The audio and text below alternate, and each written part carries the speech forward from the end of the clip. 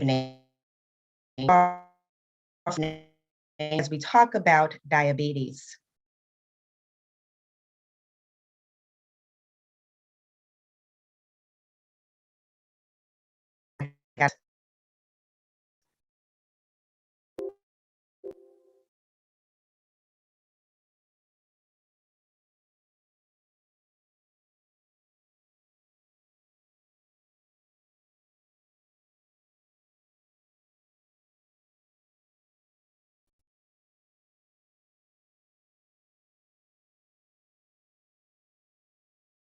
Good evening. A bit of technical difficulty there. Not sure what happened there. Hey, how are you? Good evening. All right, we are going to get started. I apologize, a bit of technical difficulty. We are here to talk this evening about diabetes. Lots of technical difficulties. My name is Yvonne Collins, and I bring you greetings as the Chicago citywide coordinator. The All of Us research program is an ambitious effort to gather health information from 1 million or more people across the U.S. Researchers will be able to use this information to uncover new, more precise ways to prevent and treat disease and to keep people healthy. If we delve deeper into where we live, what we consume, what we do, that will have an impact on trying to prevent diseases in the future. Precision medicine will allow us to get. I apologize, everyone. I am not sure why my computer is not cooperating, but what we're going to do is we're going to keep moving. So the Delta Research and Educational Foundation was funded by the National Institutes of Health with the goal of educating the African American community on the importance of health awareness and accrual into clinical trials. There are 12 cities, and Chicago is one of those cities. As part of our campaign, we have 2 monthly webinars just like this on various topics so that we can not only educate, but understand the importance of clinical research and biomedical research. As part of the All of Us campaign, the goal is precision medicine. You may ask, what is precision medicine? Well, as an oncologist, when I began oncology, really, if you had ovarian cancer, you got 2, maybe 3 drugs at the beginning. Now we can target specific abnormalities within tumors in an attempt to identify which patients would respond better to treatments based on the kind of genetic abnormalities they have within their tumors. And so as a part of that, that is what medicine is. The National Institutes of Health has tasked us with educating on why we do that. But with precision medicine, we take into account not only your family history and your genetics, but we also take into account where you live, where you eat, and what you do. And so all of those become a part of how we analyze what are the best medications for you. When we think about medication also, precision medicine also, we know that there are an array of diseases where we've seen that the African American population responds very differently. And so the attempt with this campaign is to accrue 1 million diverse populations to clinical research. And with that, we will be able to identify exact targets for the African American community. I apologize. And so to that end, we've been tasked also with how do we get the word out? How do we begin to educate various communities? And this is one of the aspects that we do that. Some of the videos I think you will not be able to see today because my computer is not operating properly, but the NIH tells you when we look at research, we've looked at various research. So we've looked at addiction medicine, we've looked at dementia, we've looked at oncology, but we've never looked at it from the aspect of those disproportionate populations. So again, if we think about the African American population, if we think about the Asian population, if we think about the Latinx population, the seniors, because they metabolize drugs very differently, and also the LGBTQIA population. And so really that's what we're tasked with this campaign, really to reach those specific communities in order to understand research and move it forward. So part of our evening tonight is to talk about diabetes. And so we have 3 wonderful ladies that I'm going to bring on in just a minute. Normally at this point, I introduce our healthcare partners, which is Northwestern. Nicole, I totally understand if you are not comfortable just freely talking. But if you'd like to give a little bit on the Northwestern All of Us campaign, please feel free to do that now. Dr. Collins. Well, thank you so much for taking the time to do your presentation on the All of Us Research Program. I am Nicole from the All of Us Research Program at the Northwestern site, and I appreciate all of you guys taking the time to be here today. And I just wanted to share a few things about next steps for enrollment. So,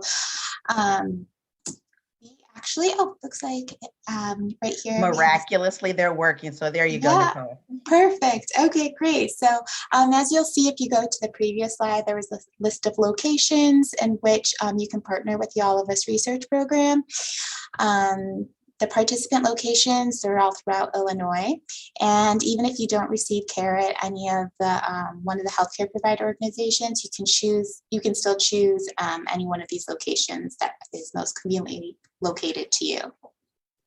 Next slide, please. And I'll go through a little bit about what participation entails.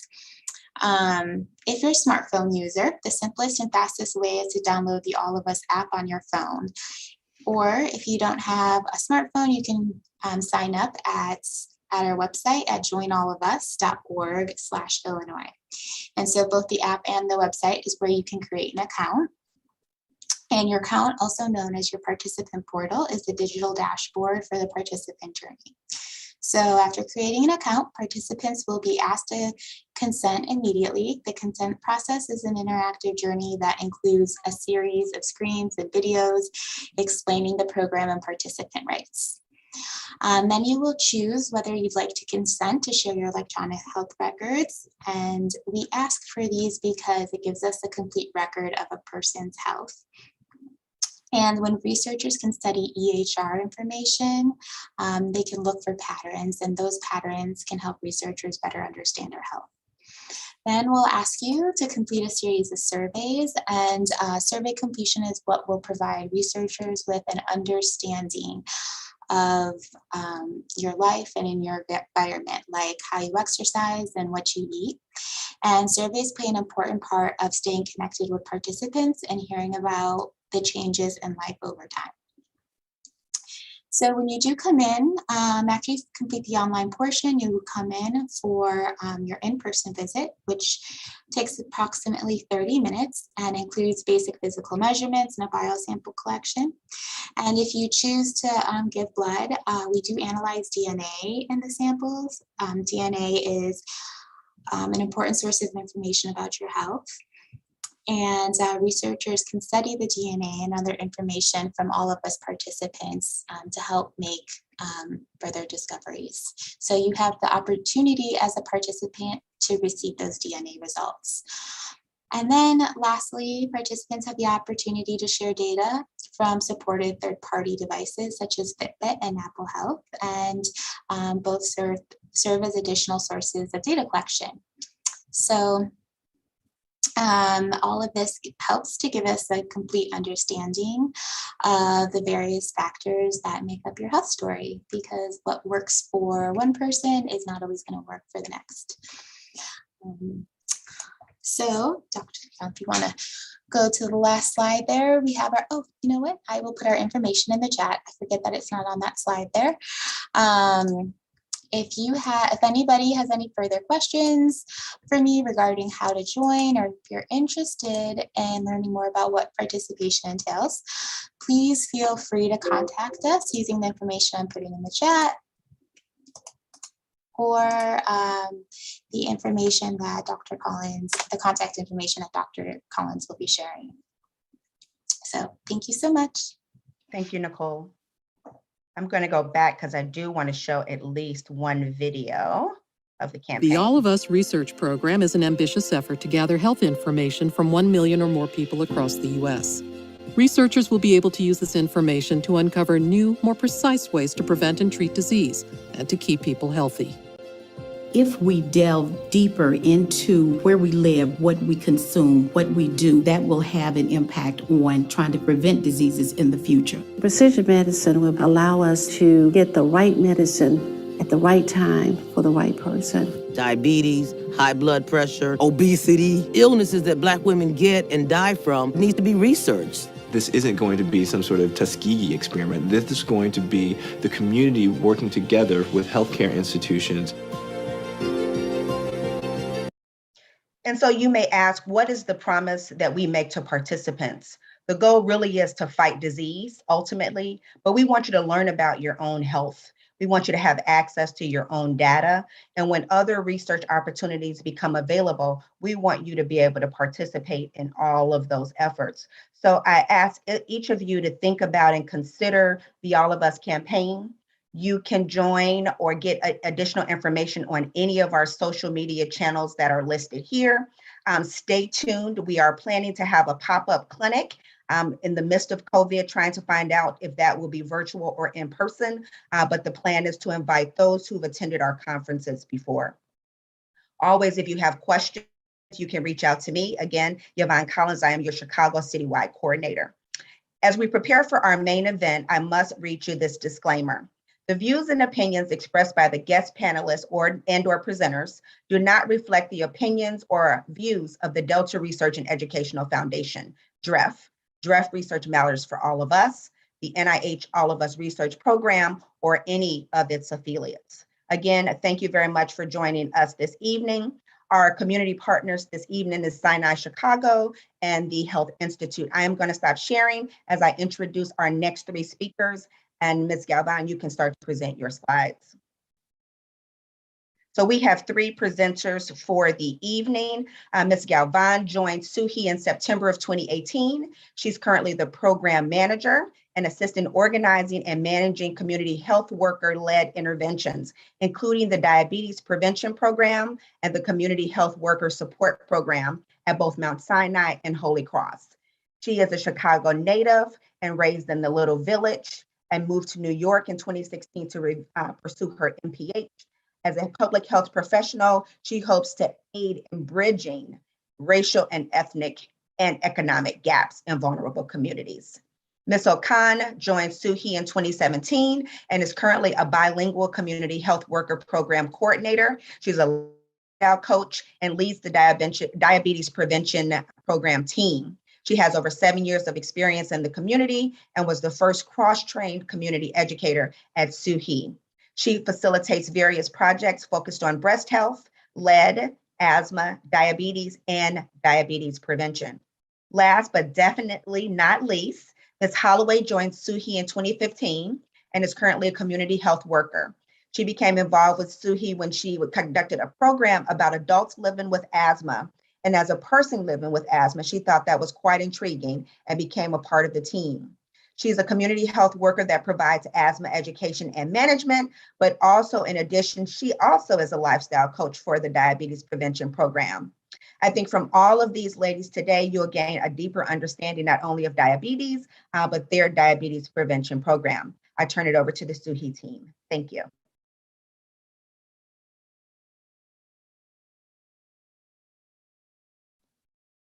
And if you're speaking, I'm not sure who's speaking first, you are on mute.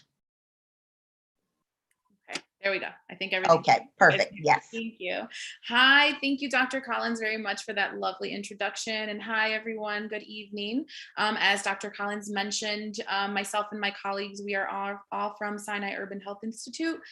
So we're going to talk just a little bit about SUHI, the kind of programs that we currently have going on, and then we will get into diabetes awareness, diabetes, pre-diabetes, as well as our DPP program that we have been operating now. This is our 4th year going into providing diabetes prevention program for the communities. So I'm going to pass this off to Adelaide, who's going to start us with a breathing icebreaker. Yes. So good evening, everyone. We are very honored and happy to be here with you all. And so we recognize that this is a formal space, but we definitely would like to do maybe what is an unconventional icebreaker and welcome you all in a minute of breathing with us, controlled breathing. It doesn't have to be deep. It can be at a normal rate and intensity, but we would like to take this moment to reset ourselves to prepare to sit through another virtual meeting space, right, in this time. So I am going to lead us through a guided breathing exercise. And if you intend to join us, I ask you to get into a comfortable position, seated upright, and place your hands in your lap and sit up straight. And then take a deep breath or breath in through your mouth. Slow exhale out. Again, slow inhale in.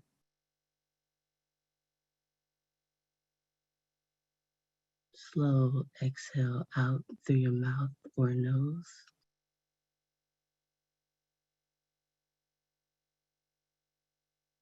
Inhale in.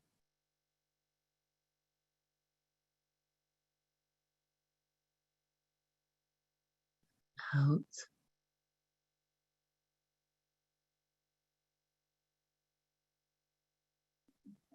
In.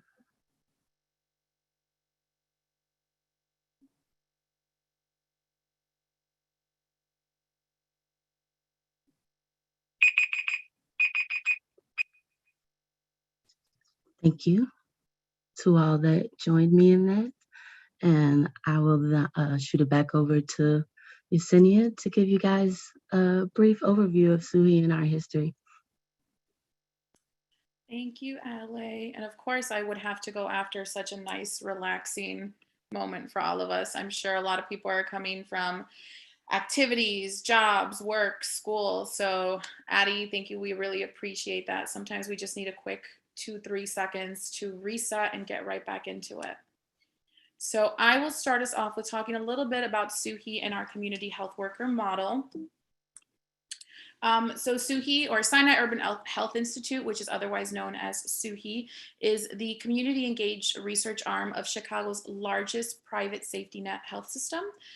We have utilized community health workers at SUHI for over 20 years now.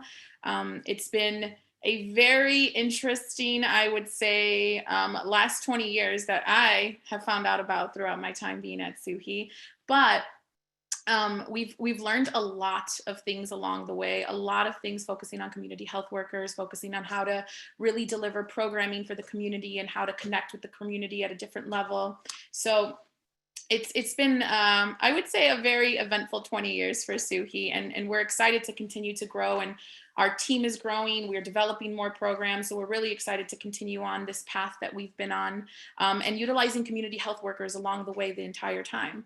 And so just a really brief overview for those who may not be aware of what CHWs are, although I'm sure now most, if not everyone, already knows what CHWs are and the kind of work that they produce and the kind of work that they're doing. But just a quick overview. So community health workers really are critical liaisons between patients and the healthcare team. They're frontline public health workers.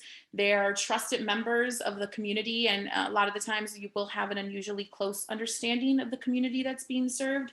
And because of that, they are really able to kind of bridge that gap and understand the needs and the barriers that, that get in the way of someone seeking healthcare, of someone seeking, services and joining programs. Again, they're liaisons, they're links between health, social services, and the community, and they also facilitate access to service and improve the quality and cultural competence of service delivery. Excuse me, the services range from community to clinical, and in the middle we have like our patient-centered community responsive models. So we at SUHI have community health workers who are working in our emergency department. They're working on our diabetes prevention program as lifestyle coaches. They do asthma, they just do a whole lot at SUHI, and I know Adelaide will touch a little bit upon that, as well as how you all can refer to our programs that we do have currently going on at SUHI. And so again, community health workers, they really just bridge that gap between the communities and the health service social systems. And so they do a lot of this by advocating for individual and community needs, providing direct services to patients, participants, promoting wellness, and they really do promote wellness by providing culturally appropriate healthcare to both clients as well as providers. And they also assist patients in navigating health and human services system. The healthcare system is something that is very, very difficult to navigate. And that's coming from, I have a big understanding, right, of how things work when I go to see my doctor, what's going to happen, what my tests. But for someone who also, even for having that understanding, I end up leaving my doctor 9 times out of 10 more confused than I was when I walked in. And I end up having to do my own research and go and figure out, like, okay, why is this like this? What's going on here? And then reaching back out to my doctor to get, those answers. However, what we've seen is a lot of people within our communities don't know how to do that. They don't know how to advocate for themselves or speak up for themselves. And that is really honestly where community health workers come in. They play that role, they bridge that gap, and they try to get our patients as healthy as possible, not just including their physical health, but including their overall health. So working on things such as social determinants of health and other things that may have an overall impact on how healthy a person is feeling. And so, as I mentioned, again, SUHI really has been at the forefront of the CHW movement. We've had our focus on communities has really helped with that. We are a nationally recognized expert in designing CHW interventions. And as I did mention, we have been utilizing community health workers since 2000 to address health inequities. Small little fun facts for everyone, just to show you the kind of family that we are at SUHI. Our first community health worker is actually still working at SUHI now, 21 years. She started as a community health worker and now she's a senior supervisor of CHWs. But it just really goes to show we are here, we're here for a long time, and we are trying to really work with health inequities and really make sure that our communities are receiving the services that they so often are overlooked on or not given.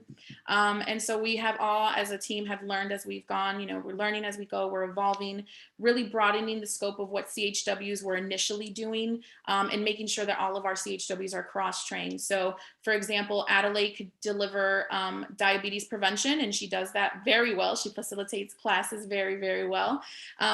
She can also teach someone asthma, and she can also talk to you about how you're using your asthma pump wrong, or perhaps what you might need to do so that your lungs, feel clear, more clear. So all of our CHWs are cross-trained to be able to provide services in many, many different areas, not just one. Currently, we do have 11 or 12 community health workers who are implementing several interventions that are tailored to health-related needs. And so our CHWs are very instrumental, not only in making sure that our programs are running successfully, but also in the development and the implementation of those programs. Again, as I mentioned, our community health workers are always from the community, and we want to have community input when developing these kinds of interventions that we're delivering, because who else is going to know better about what they want than someone from the actual community, who really relates. And so we try as much as possible to make sure that we have, their voice being heard in the development, the implementation, protocols, trainings, onboardings, everything in every which way. And we continue to test our role in new ways, scale effective programs, and integrate our community health worker force as much as possible. And so I will pass it off to Adelaide, who will discuss a little bit about the current interventions we have at SUHI, and again, how you can go about referring if you possibly might, be able to benefit from something along those lines. Awesome. Thank you so much, Yesenia. Okay, so to start us off, this is one of our first interventions that we implemented with the Sinai Urban Health Institute, utilizing our community health worker model. We've been using the community health worker model to lead our interventions for the last 2 decades, as long as SUHI has been around, for about as long as SUHI has been around. And these asthma programs initially began clinic-based, where community health workers would meet with patients at their appointments and follow up on information and direction provided by the physician post visits. And then they expanded into home visits with home assessments built into the models to help provide, sorry, have a tiny tot in the house, to provide individualized education and asthma management support to our participants. And so from our array of asthma interventions, the findings have shown that community health workers are immensely effective in establishing relationships of trust, which helped in numerous times at helping to address root causes of triggers of our participants' asthma. And we have also been consistent in the evidence that our interventions yield. And so we've had decreased asthma ED visits and hospitalization of 50 to 80% across our interventions. There has been significant documented decrease in asthma symptom frequency and a reported overall improved quality of life in our participants. And because the healthcare center that we support do have to be concerned about cost savings, we have been able to show a saving of $3 to $8 saved per participants. So if you would like more information about our current asthma interventions on how to be able to refer participants who need asthma management and support, you may reach out to Julie Kuhn at her contact information available here.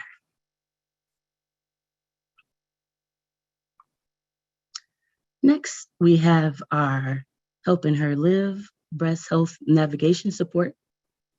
And this is another one of our community health led interventions where we provide education and mammogram follow-up and consultation support to patients.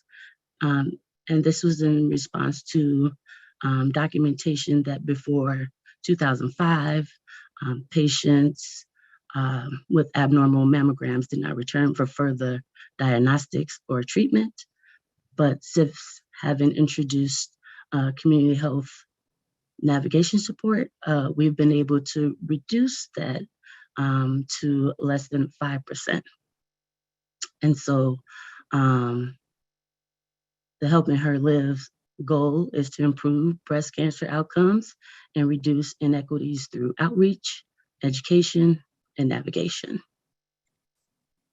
And so if you have questions on how to get further information on how to get patients connected to these navigation support services, Janella Vila is the person you will reach out to, and her contact information is available here as well. Our next active community health worker-led intervention is our CHW support program. This is more of one of our internal support services and integrated programming, in which we identified in 2018 that there was a trend in that non-fatal gun violence victims were not being connected to support services when they came through our facilities. And whereas patients that are admitted have the opportunity to get connected to our social services department. And so trying to extend and make sure that we reach this very vital group of individuals, we expanded our services and used community health workers to fill this gap of connectivity so that they can get connected to services that respond to social determinants of health, in which we use a screening tool to help identify and facilitate these conversations and this garnering of resources. And so again, for additional information, Julie Kuhn is your contact person. Oh, I'm sorry. Yesenia, I'm sorry. But there's someone there available that you can contact to find out more about the program, service, and model. And so before I hand it off to Ideen to talk about our diabetes and pre-diabetes efforts, we have our Center for Community Health Worker Research, Outcomes, and Workforce Development Center. And this is SUHI's sustainability business model component, in which this is our built-in avenue for revenue sustainability to keep our services available to our participants free of cost.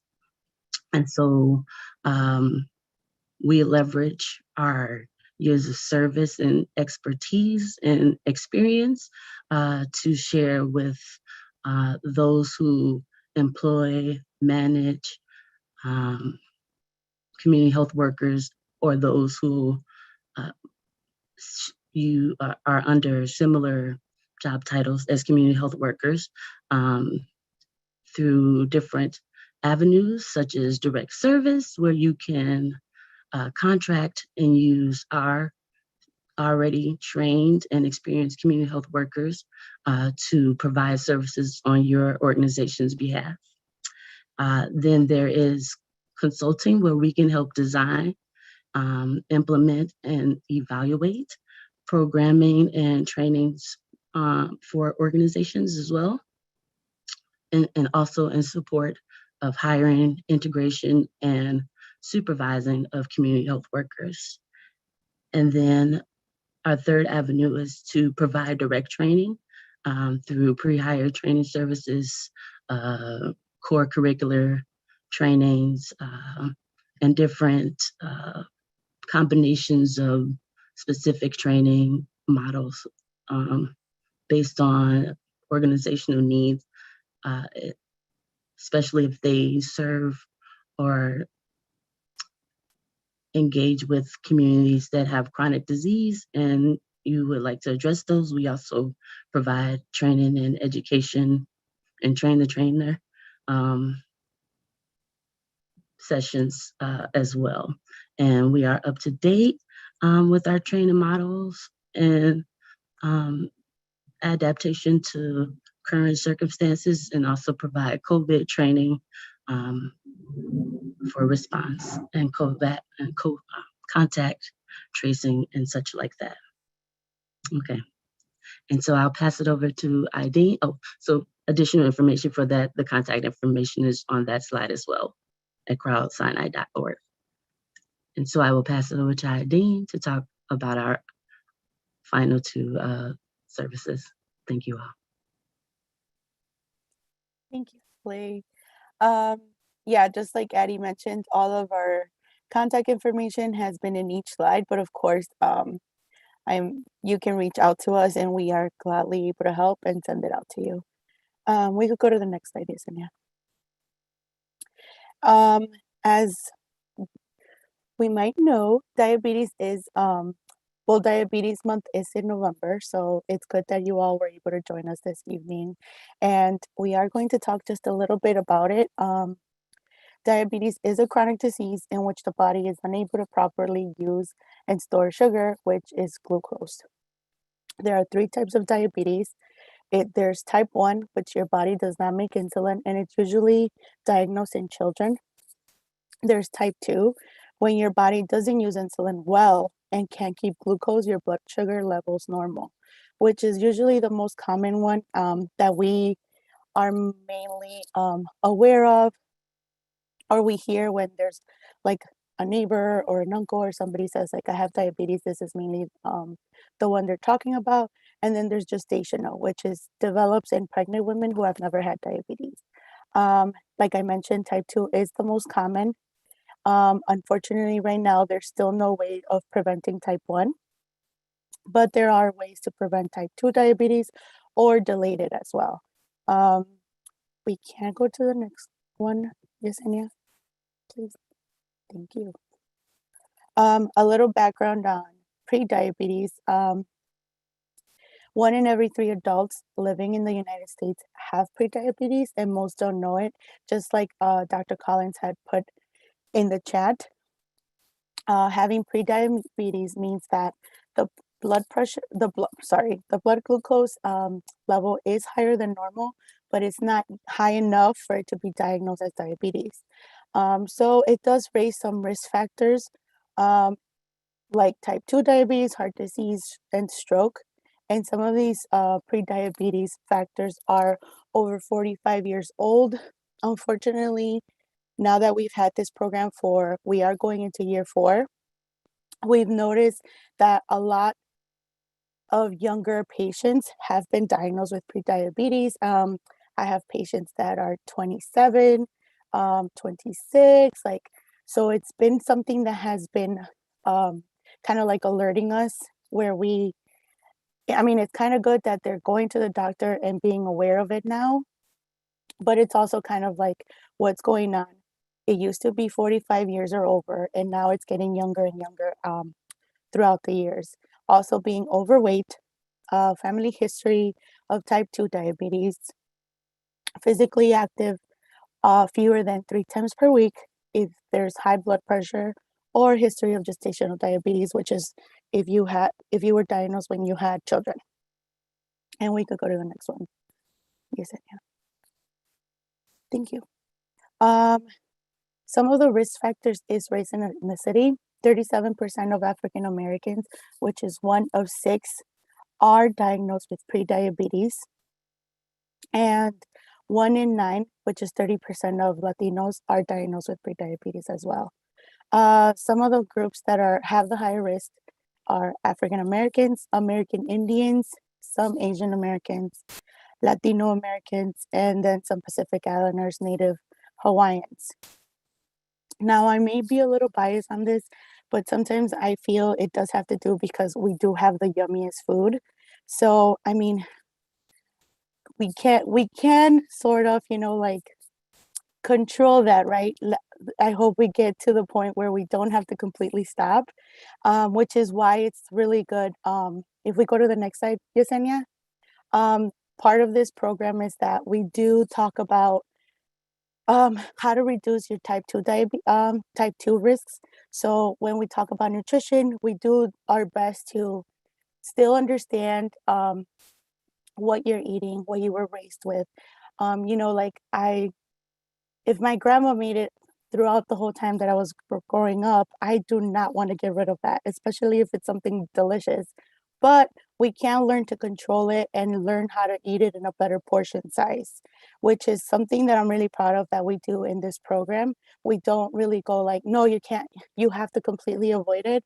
Unless, of course, like we start knowing the patient and they for sure cannot control it, right?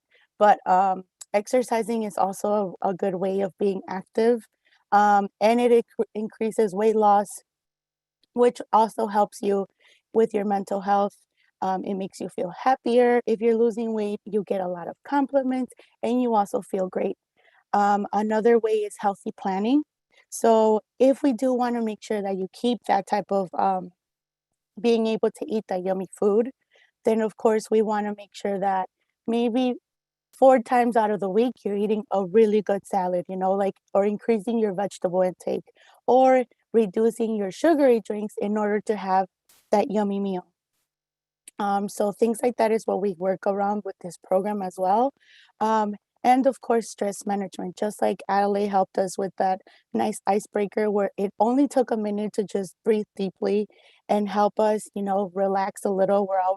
We're so used to going up and down, running around, and you think, breathing is a normal thing to do, but we take it definitely for granted. But if we actually take that 1 minute of deep breathing, it just relaxes you completely and it makes you realize how important it is. We could go to the next one, please, Yesenia. So a little bit about this, the Chicago collaboration to advance reach, equity, and systems to prevent diabetes. This National Diabetes Prevention Program that we also offer, and we're into our 4th year, it is a work initiative from the Chicago Department of Public Health and the Illinois Public Health Institute.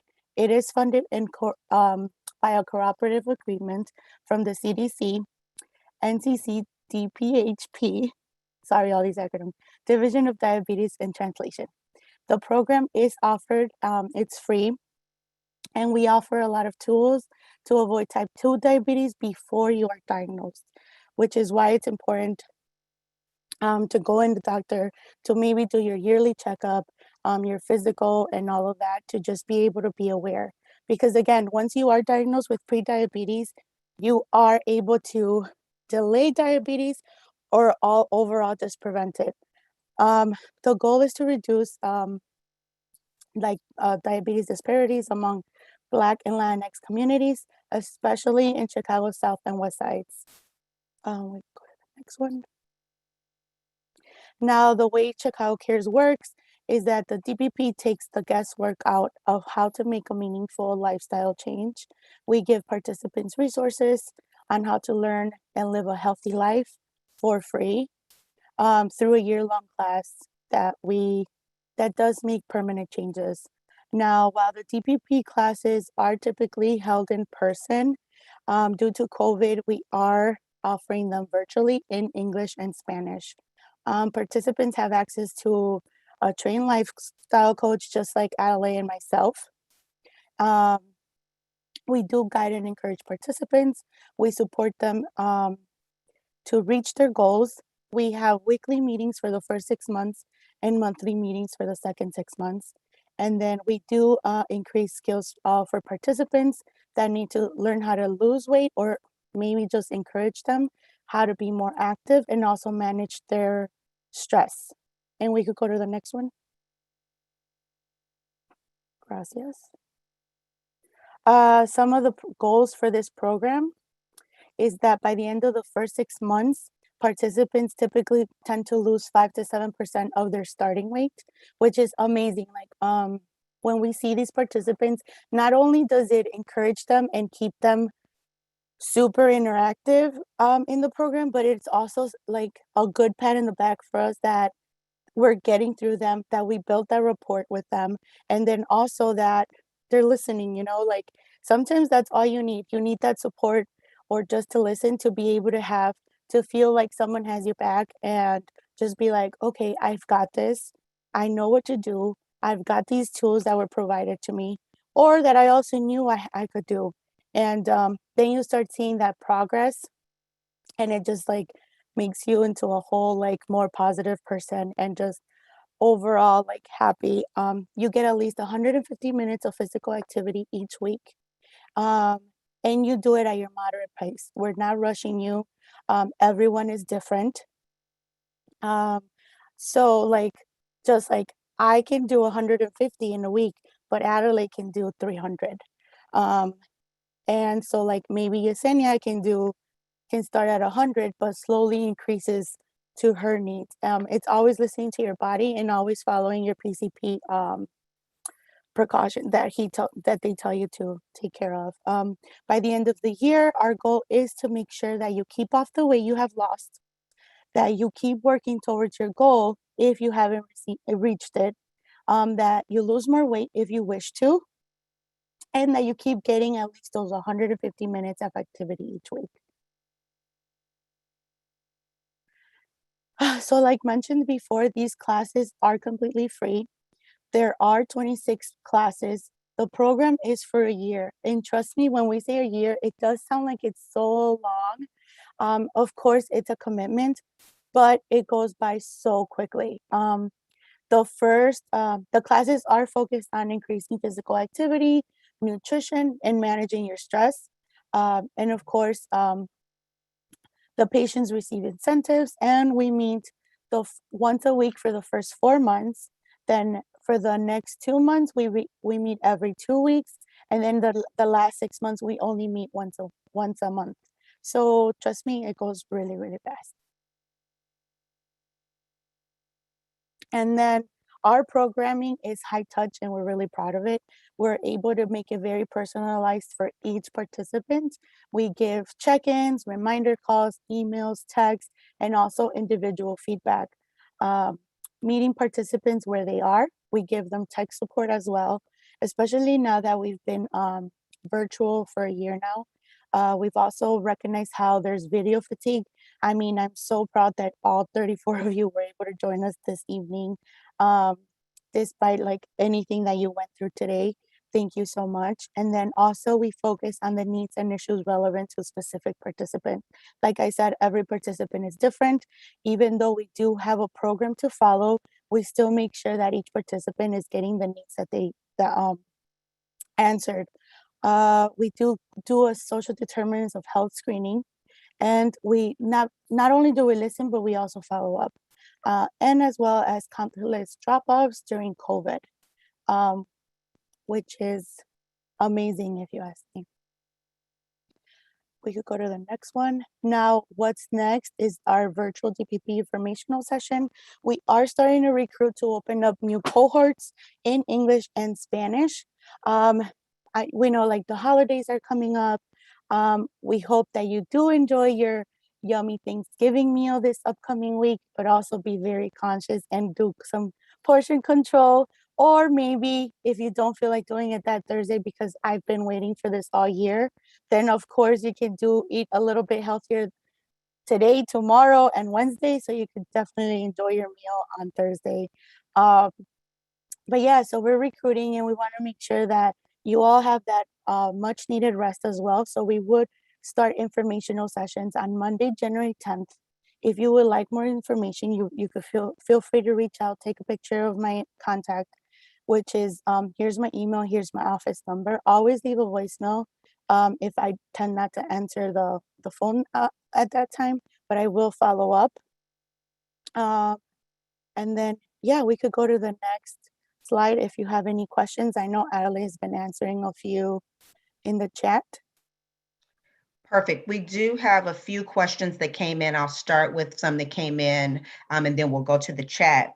So can you talk a little bit about the criteria for someone to enroll in the DPP program? Yeah, so first of all, one of the ways, the easiest way is that if your PCP has diagnosed you with prediabetes, that's literally one of the easiest ones. Another one is we have a health risk test, which you take, we can send you the link, you take it, and it's usually like if you qualify above 5, I'm gonna say is just a number right now from the top of my head, you can reach out to us and also qualify. Mainly everyone qualifies as long as you're not diagnosed with diabetes. The whole right now we're trying to prevent it. So it's totally a little different than when we have a diabetic patient. So practically, even if you're just trying to learn for somebody else, for a relative, for your younger son, you do have to be 18 years and older. So that's another one that's important. I do have a lot of moms that join for their kids because they're a lot younger. So they join, they learn it, and then especially since they're the ones making the meals, it's also another way that's helpful. Am I missing another requirement, Yesenia or Ale? Yesenia put in the chat 18 and over, overweight, not diagnosed with diabetes, not currently pregnant. So that's a lot of us on the line. So I should probably be in the program. So those are the criteria. And the reason why I think this is really important is if you think about all of what we don't know about diabetes, 13% of the population actually has diabetes and has no clue that they have diabetes until they really walk into an ER because they have all these bizarre, vague symptoms and end up having a glucose over 500. So it's really important, so much so that the CDC has recommended really that any baseline screening for diabetes happens at age 35, as opposed to the older age of 45 as it had been prior. Just wanted to put that in there. The other question that came is 150 minutes is a lot of activity. Can you talk about how you encourage members within the DPP program about how to get that 150 in the course of a week? So one way is that you start in baby steps, especially if you haven't done that type of like 150 minutes a week. We do have some participants that do that already, so we encourage them to start little by little. But if you don't, technically, we want to get to the point where you're doing 30 minutes a day. So 30 minutes can be like you could do 10, take a break, do another 10 later on, and then you could do another 10. Of course, when you're starting, we don't want to push you too hard. So we always encourage to do at least 10 or 15 a day. And then we start doing a temperature check on how you're feeling, how, if you're listening to your body, if something's hurting, don't push yourself too much. And then of course, also depending on what if you have any restrictions from your PCP. But yeah, we start literally by baby steps. We have a whole year to get the 150 minutes. So, and if you pass those 150 minutes, which we know most of you will, trust me, you'll feel like you could go to climb a mountain, go hiking, and you'll feel like amazing. So there was a question in the chat that someone asked about how they lower their A1C over a 3-month or 6-month span, and Ms. Holloway started to answer that. The other thing I want to just say about diabetes is that really the power is in the fork and the feet. So when you think about it, it really boils down to what you eat. So no one wants you to completely self-sacrifice all of the things that you like, because we know that if, as a physician, I know that if I tell you not to do this and you love it, it's going to be less likely that you're going to follow my recommendation. So it really becomes moderation. So if you like tacos and you normally have 4 in a setting, decrease that down to 3 and then maybe 2. Try a whole wheat tortilla, try a veggie taco, try a fish taco. It really becomes how you moderate and modulate what you're eating. And the activity part is really, really important. I have someone that I work with who I asked to come speak tonight, and I think she was a little shy. At the beginning of the summer, she had a glucose of 500, was admitted to the hospital, had a hemoglobin A1C of 11. She changed what she was eating. She took all of the fried foods out of her diet. She took sugary pop out of her diet. And in the course between summer and last week, she ran to my office and she said, Dr. Collins, they took me off all of the insulin. So in a matter of time, you can do it. It's really a testament as to how diligent you want to be with that. And hemoglobin A1C is probably one of those that give us a best sense of what's happened those prior weeks and months. So we will be able to know if you bring your AccuChecks in, your glucose checks, and you wrote them on a paper and you told a story, we'll be able to know that by your hemoglobin A1C. So I would say continue to do what you do in terms of eating properly, and that exercise is key. Another question came up related to the CARES program, and I think someone started to answer it. Transportation and providing transportation for those who may want to be a part of the program.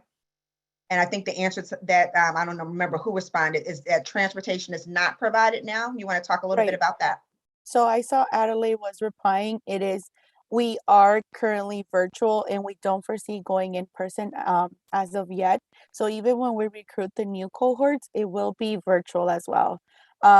If we get any different, sorry, I just blinked out. If we get any different feedback or something that we're able to start maybe a hybrid program, then we would be able to let you all know. But usually our cohorts are in places where it's close to the community. So like if we see that the community is, like we have a bunch of participants that are very all the way on the south side, then we try to look for a location that would be, we partner up with somebody to let us use their space. Just an example, like there's some in the south side where we use with Esperanza. They let us use their part of their meeting room to meet there as well. But as of now, we're fully virtual. And so as I work for County Care, so as a reminder, depending upon what kind of insurance you have, there may be benefits related to transportation. So always try to exhaust those benefits. There are some other programs because this has now become a covered benefit for Medicaid. And so as it is now a covered benefit, there are lots of institutions that are offering Uber or Lyft for members who are trying to get to DPP, because we know what it costs us in a Lyft. If we provide that transportation and they get to the program, is going to save us drastically in the long run in terms of hospitalizations. Not sure if you ladies can answer this question. If not, I will take it. Is intermittent fasting recommended? Anybody want to tackle that? Well, we don't recommend any type of diets. You know, we recognize and acknowledge that people are different. We support anything you're willing and wanting to try, but we definitely always encourage you to speak to a physician. So I'm going to alley-oop that to you, Dr. Collins. Okay, so there's not a lot of research that has been done on intermittent fasting, especially in those populations that have diabetes. So I would say be careful, because with intermittent fasting and you not eating, your blood sugar is more likely to vacillate and especially go low. And we know all the symptoms that hypoglycemia has. So you really want to be careful with that. So I would say if you're diabetic and you're thinking about intermittent fasting, you want to have a really detailed conversation with your provider. And it probably wouldn't be recommended for a lot of those reasons. The next question says, are there other programs like this in other healthcare systems in Illinois? Can you guys address who your partners are in diabetes prevention? Yeah, so I can talk about that too. And I wanted to quickly go back to the last thing that we were talking about our classes being virtual. So as Ideen and Adelaide did mention, our classes are still virtual. However, a lot of people within the classes will form their own like walking groups or their own like exercise groups. And so while you are doing the class virtually, there's other people who are in the classes are like, we're going to meet at 4 p.m. We're going for a walk. We'll see you guys in class later. So there are still like some interactive in-person type things that the groups will do amongst themselves, even though we are still delivering virtual. By doing it virtually, we were actually able to deliver our program to 19 different zip codes this time. 19 or 29, I want to say 29 different zip codes this time around, whereas we were not able to do that before the pandemic began. That was a little extra hard. But even during the classes, they're still showing, Adelaide and Ideen are showing workout videos. They get you guys up, they get you guys sweating, they get you guys, they're fun. The classes are a lot of fun. And so even though they're still happening virtual, there's just a lot of different things I think that are being put into them that still make them, you guys are very much engaged. The participants are having a good time, and then they're losing weight along the way. I mean, we even had, I know Ideen led a class where like the classes were making a salad together. And so everyone went out to go get their ingredients on like a separate day. And then when they met, they made their salad as one in a virtual group. So those are, even though it's like at this point, why are we still virtual? Why are we still doing things virtually? We're still trying to make it, again, as engaging as possible. There are, under Chicago Cares, there are 10 other organizations that are delivering this program, but there are other locations who have already received funding previously to deliver these kinds of programs. And so there's a couple of different places that offer them. SUHI is one of those umbrella hubs where if an organization is interested in delivering the DPP, but they don't have the manpower to do so, then SUHI can be contracted out to then deliver DPP for those specific organizations, for FQHCs, for hospital systems who might need it. We are actually doing that right now with one hospital system where they did not have the manpower, or Esperanza is a great example. Esperanza wanted DPP for their patients, but they didn't have the manpower to deliver it. So that's how we got hired to do it. But there are about 10 or 11 other organizations. If you go to the Chicago Cares website, which is chicagocares.com, they will list out the different organizations that are providing. Oh, there we go. Thank you, Addie. Thank you. See, teamwork. It's in the chat box where it'll show you guys who is delivering the program. If you have questions, feel free to put them in the chat. I'm going to ask for the survey link to be put in the chat. I think these programs are really important in terms of getting education out, but we want to make sure we're doing it the best way that we can in a virtual world as we are now. So please complete that survey once it hits the chat. The other thing I will add is that there was a question that came up, although we're not talking about asthma tonight, I think it's really, really important. Can you talk a little bit about how you decrease those hospital admissions with your program by, I think, 50 to 80% is what you quoted? Yes. So we implement a year-long intervention that includes education, home assessments, reviewing people's home environments to identify triggers and other places of adjustment to help better manage their asthma. And we go through medication usage and device use. And so we spend, again, a course of a year going through these different elements and devising plans that patients can readily adhere to, right? That align with their lives and their lifestyles. And so that's how we've been able to do that. And again, speaking to the trust that we get to build, we as a community health workers get to build in these type of interventions, they yield a lot more information that we get to address that greatly affects our patients. And so we think that lends to the improvement of quality outcomes that we have experienced. I would agree with that.